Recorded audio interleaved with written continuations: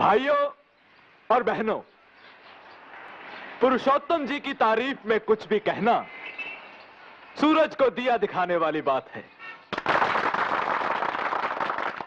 आज दशहरे का शुभ दिन है। कई बरस पहले पुरुषोत्तम जी ने इसी रोज भ्रष्टाचार के रावण को मारने का संकल्प लेकर गरीबों की एक अलग पार्टी बनाई थी। मैं पुरुषोत्तम जी से अनुरोध करता हूं कि वो इस दोहरे शुभ दिन पर आप सबको अपना संदेश दें, अपनी सीख दें। भाइयों और बहनों, चरणदास जी जो हमारी और आपकी पार्टी की ओर से मुख्यमंत्री पद के उम्मीदवार हैं, एक बात गलत बोल गए। मैं यहां आपको सीख देने के लिए नहीं, आपसे सीख लेने के लिए आया हूं। आप गरीब भाई बहन ही मुझे सिखा सकते हैं इंसान क्या होता है, इंसानियत क्या चीज है। कौन हमारा, किसके हम? ये अपनापे के रिश्ते भी बस गरीब लोगों में ही होते हैं। अमीर और अय्याश तबका तो न अपनी मां का सगा है और न भारत माता का सगा है। बेईमान नेता, बेशरम सेठ, बेदर्द बुद्धिजीवी और बेरहम गुंडे इस देश को बेमुरवत होकर लूट रहे हैं। गरीबों के खून पसीने से अपनी खुशहाली की फसल सींचने वाली इस चंडाल चौकड़ी से लड़ने के लिए और भारत से भ्रष्टाचार को मिटाने के लिए मुझे आप लोगों की मदद चाहिए। मुझे लंबी चौड़ी बातों में विश्वास नहीं है।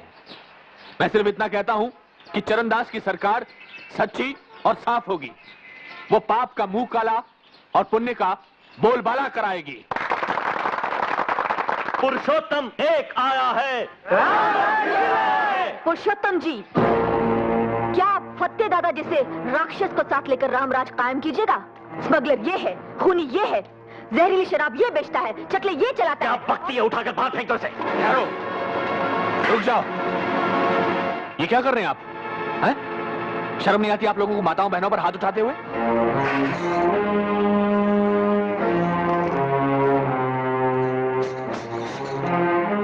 पत्ते जी, इनसे माफी मांगो। पुरुषोत्तम जी, आप समझते नहीं, ये आपके दुश्मन सत्तार की भेजी हुई है। जिसके दोस्त फत्ते दादा जैसे हों, उसके लिए दुश्मनों की क्या जरूरत है? चरणदास, अगर तुम मुख्यमंत्री पद के लिए मेरा आशीर्वाद चाहते हो तो फत्ते के खिलाफ फौरन कार्रवाई करवाओ। आप चरणदास जी के साथ थाने में जाइए। अगर फिर भी कार्रवाई ना हो तो मुझे फोन कीजिएगा। जी अच्छा, शुक्रिया। आपका नाम क्या है? भवानी। जाइए। आइए। मंगल। हुजूर। इसके बारे में पता करो, कौन है ये? अभी लीजिए जनाब। शिव शिव शिव शिव शिव शिव।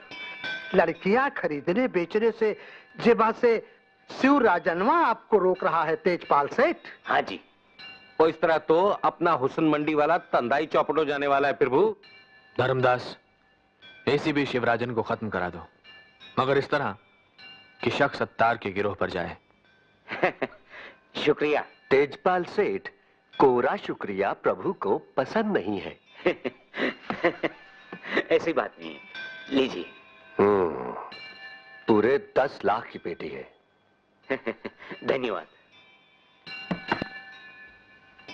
और दानबल, तुम्हारा मुंह कैसे लटका हुआ है? मुंह तो मेरा लटके ही लटके पुरुषोत्तम जी। ये चरणदास जी कहते हैं मने आप ही पेनल्टी समेत 20 लाख को टैक्स भरना पड़ेगा। बिल्कुल ठीक कह रहे हैं। तुम्हें समझना चाहिए दानमल कि चुनाव के मौके पर हमारी पार्टी का हर आदमी नेक और शरीफ नजर आना चाहिए। शराफत में तो मैं लोगों की आफत हो जाएगी पुरुषोत्तम जी। घबराओ मत, चरणदास मुख्यमंत्री बन गया तो टैक्स में तुम्हारा 1 करोड़ रुपया बचवा देंगे। जय त्रिशूलधारी साहब, कृपा है तुम्हारी। और कोई खास बात? प्रभु जी, ये तापड़िया सेठ अफीम और गांजे के धंधे में आने के लिए आपका आशीर्वाद चाहते हैं। आशीर्वाद के लिए धन्यवाद दे दो।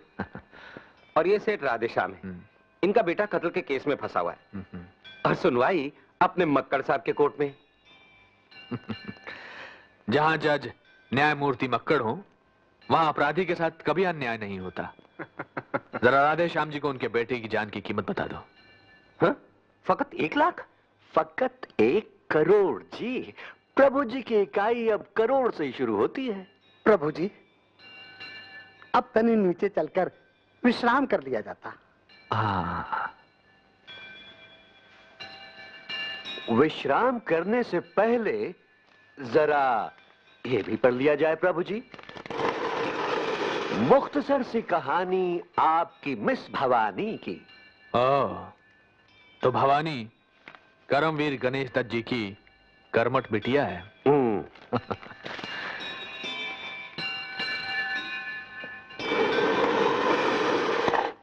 फत्ते को आप अंदर करवा दिए, इसे तमाम साथी लोग दुखी हैं। चुनाव के समय जनता को खुश करना जरूरी होता है, साथियों को नहीं। पुरुषोत्तम जी, ये काम आप भवानी को खुश करने के लिए किए। जेवा से औरत आपकी सबसे बड़ी कमजोरी है। भवानी तो हमारी ताकत बनेगी धर्मदास, कमजोरी तो फत्ते है। फत्ते हमारा आदमी है, कंगला टोला के सारे काले धंधे वो हमारी खातिर चला रहा है। इसीलिए वो हमें कंगला टोला कभी खाली कराने नहीं देगा। तुम्हें पता नहीं कि कंगला टोला की जमीन कितनी कीमती है, और वैसे भी उसका क्या भरोसा, कभी भी सत्तार की गुट में शामिल हो सकता है। वो सब तो ठीक है, मगर वो भवानी गणेश दत्त की बिटिया है। वो भी हमारे लिए उसी तरह काम की साबित होगी जैसे गणेश दत्त हुआ था। जाओ, भवानी का सिक्का जमाओ और भुनाओ, हम भोग लगाते हैं। प्रभु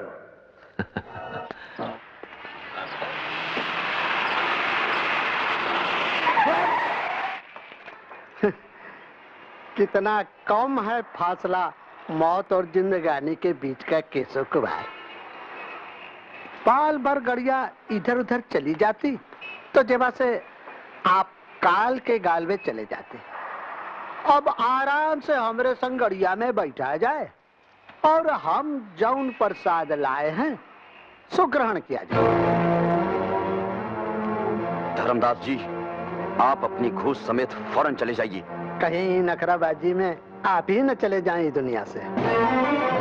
आप मुझे धमकी दे रहे हैं? धमकी नहीं, वचन दे रहे हैं। जो हमरे खिलाफ केस वापस न लिया तो आपकी पवित्र आत्मा को देह के पापी पिंजरे से मुक्त करवा दिया जाएगा। चलो।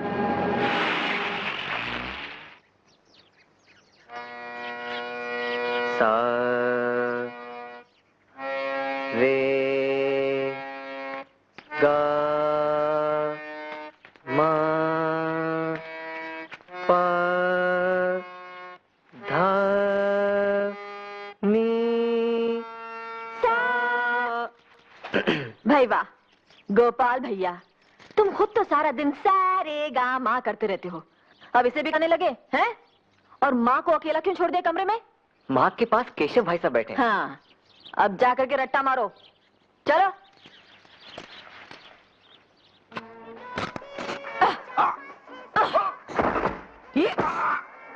कमला जी दीदी, अब तुम करके बताना।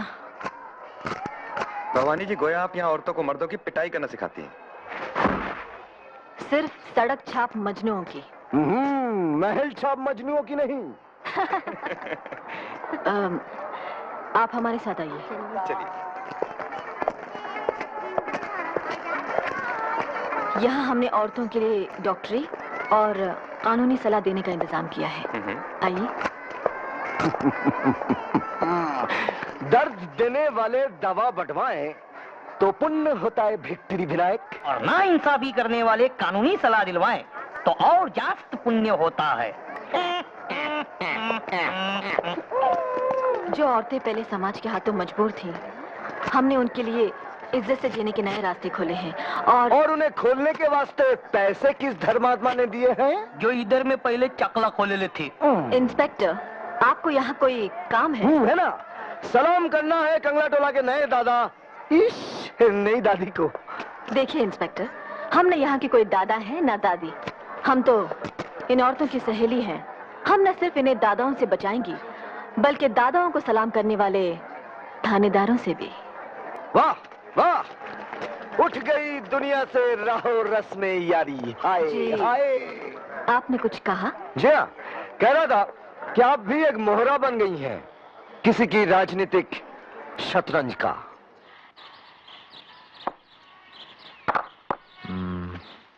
नमस्कार पुरुषोत्तम जी। आओ भवानी आओ। मंगल ने बताया कि आपने हमें याद किया है। भाई काम के वक्त काम के आदमी को ही याद किया जाता है। दरअसल हमें पार्टी के चुनाव प्रचार के लिए कोई काम का आदमी नहीं मिल रहा। तुम ये जिम्मेदारी संभाल लो। रामू जी साहब। जरा लाइब्रेरी में चाय रखवाना। अच्छा साहब।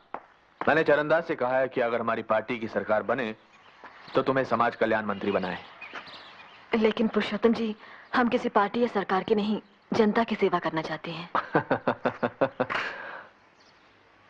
आओ भवानी, मैंने भी कभी किसी सरकारी गद्दी पर बैठना मंजूर नहीं किया। मेरे गुरुजी का कहना था कि सरकार से किसी भी तरह जुड़ना अपने हाथों में सोने की हथकड़ियां डलवा लेना है।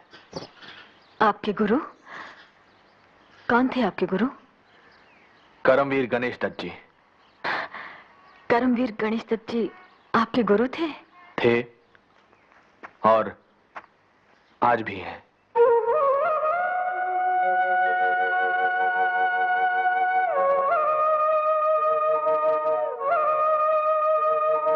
देखो भवानी, मुझे मालूम है कि तुम्हें मेरे सहारे की जरूरत नहीं, लेकिन यकीन मानो भ्रष्टाचार से लड़ने के लिए मुझे तुम्हारे सहारे की सख्त जरूरत है। हम राजनीति से हमेशा दूर रहती आई हैं। हमारे पिताजी कहा करते थे कि इस देश को पार्टीबाज राजनीति की नहीं बल्कि गरीब नवाज नीति की जरूरत है।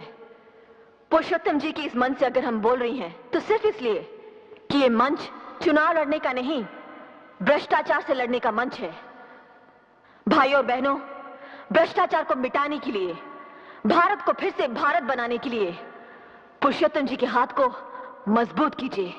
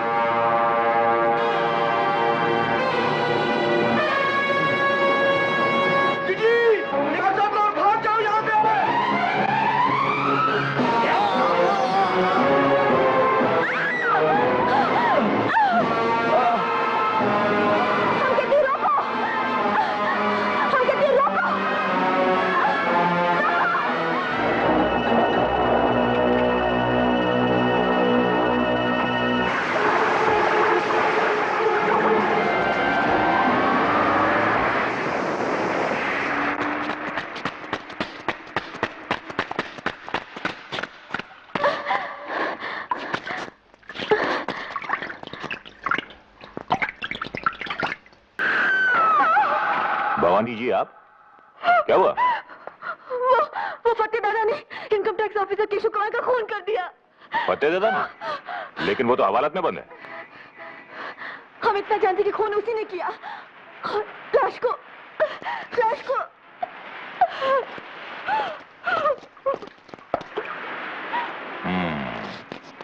बहुत खूब। हवालात में बंद आदमी ने खून कर दिया और लाश बेपर के उड़ गई। क्या?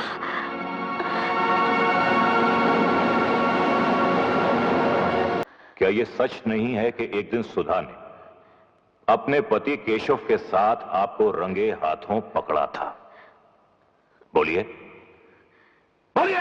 नहीं नहीं नहीं, आप हमसे 100 बार पूछ चुके हैं और हम आपको 100 बार बता चुकी हैं कि सुधा को गलतफहमी हुई थी। कातिलाना क्लाइमेक्स तक पहुंची आपके पगले प्रेम की दर्दनाक दास्तान अब सुनाई डालिए।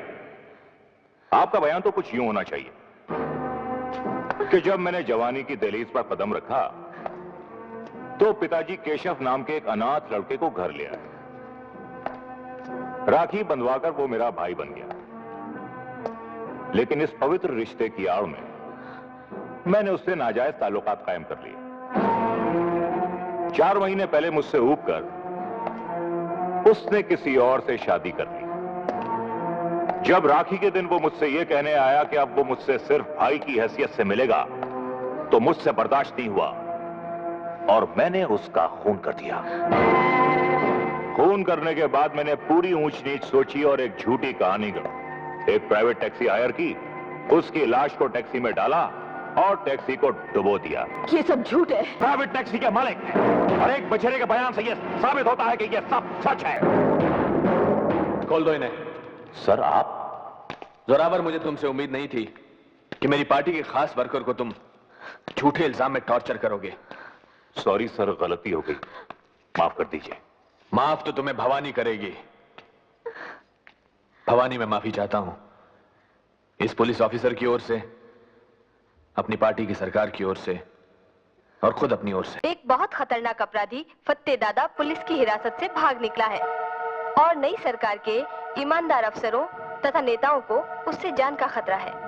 यदि फत्ते दादा कहीं भी किसी को दिखाई दे तो कृपया 100 पर फोन कर दें। सूचना समाप्त। ये क्या हो रहा है? एक नाटक, सनसनीखेज सा। क्या मतलब? पुलिस?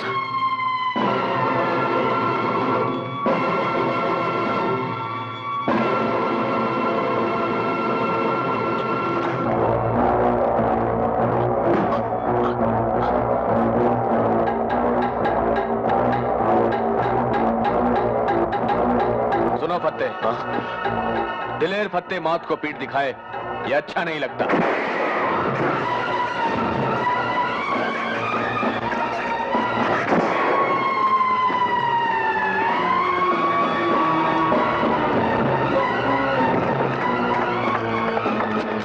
जोरावर सिंह, ईमानदार केशव का हत्यारा मुझे मारने आया था मगर खुद मारा गया।